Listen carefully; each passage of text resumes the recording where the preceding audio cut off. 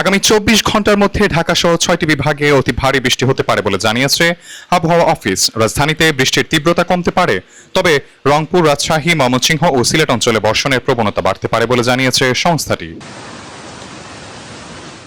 সন্ধ্যা 6টার মধ্যে রংপুর, রাজশাহী, ময়মনসিংহ, ঢাকা, চট্টগ্রাম ও সিলেট বিভাগের অধিকাংশ জায়গায় এবং খুলনা ও বরিশাল বিভাগের অনেক জায়গায় অস্থায়ীভাবে দমকা হাওয়া সহ হালকা থেকে মাঝারি ধরনের বজ্রসহ বৃষ্টি হতে পারে। সেই সাথে রংপুর, রাজশাহী, ময়মনসিংহ, ঢাকা, চট্টগ্রাম ও সিলেট বিভাগের কোথাও কোথাও মাঝারি ধরনের ভারী থেকে অতি ভারী বৃষ্টি হতে পারে।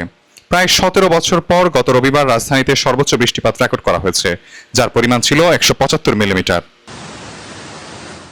এছাড়া কয়েকদিন ধরে দেশের বিভিন্ন অঞ্চলে টানা ও ভারী বর্ষণে রাজধানীতে জলাবদ্ধতা তৈরি হয়ে নগর জীবন ব্যাহত হচ্ছে। বেশিরভাগ নদীর পানি বৃদ্ধি পেয়ে চট্টগ্রাম অঞ্চলে ভয়াবহ বন্যায় প্রাণহানিও ঘটছে। সাইফুল ইসলাম, ডেস্ক রিপোর্ট, দেশ বুলেটিন।